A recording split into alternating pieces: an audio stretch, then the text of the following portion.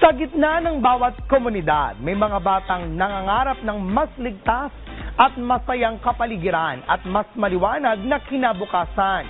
Kung kaya't isang proyekto para sa mga kabataan ang ipinakilala sa Marilag, Quezon City. Kung ano yan, panoorin natin ito. Mahalaga sa isang barangay ang pagkakaroon ng mga pasilidad kagaya ng health center para sa essential na mga lunas, evacuation area para sa panahon ng sakuna, daycare center para sa mga bata sa komunidad at plaza para sa lahat.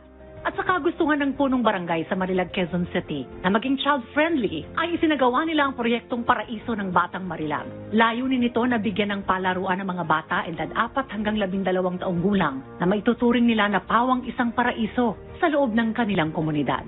Nung nakita namin ito, na dinubog ng mga bata kasi binuksan lang namin ng konti Grabe, they treat it as a paradise talaga. Oo, ito talaga yung ano nila. Sabi ko tama yung project namin na bigyan talaga ng ganitong lugar ang mga bata.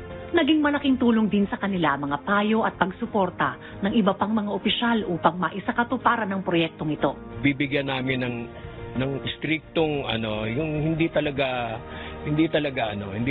pababayaan. Sabi ko nga, meron kaming mga hinire na magbabantay dito, magme-maintain. Hangarin din ang proyekto na ito na matulungan ng mga magulang na nais na mabawasan ang madalas na paggamit ng kanilang mga anak sa gadget at makapag-explore rin sa labas ng kanilang bahay. Actually, I think it's very important that we have more parks such as this in order to deter kids from being overly reliant on technology. It's very important that children continue to have safe spaces where they can play and roam around and have fun. Bukod pa rito, ang proyektong pagtatayo ng Paraiso ng Batang Marilag ay pamamaraan ng barangay upang mas ipakita di lamang sa kanilang komunidad, kundi sa buong Project 4 ang pagmamahal nila sa kanilang kinalakihang lugar. Tunay ang napakahalaga ng mga pasilidad na ito na makakapag-engganyo sa mga residente dahil hindi lamang ito tungkol sa pagpapaganda ng barangay, kundi pagtugon rin ito sa pangangailangan ng nasasakupan.